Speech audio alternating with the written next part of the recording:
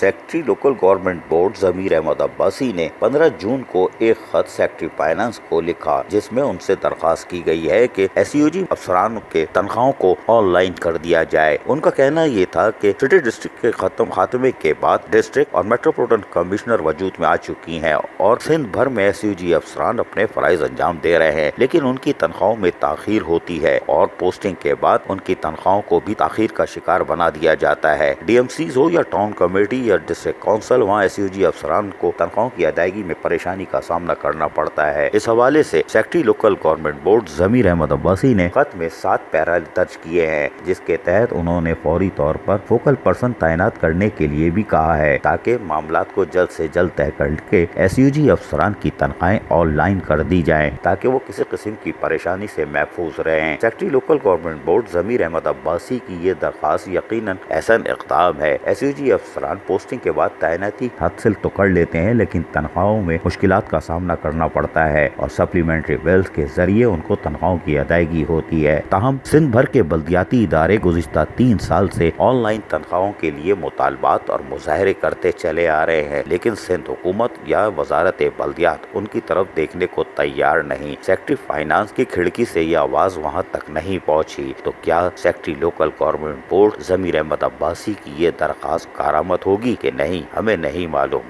لیکن S you جی افسران کی تنخواہ آن لائن ہو جائے تو یقیناً وہ بچ جائیں گے۔ عزیز عارف، KBS بلدیاتی نیوز، کراچی۔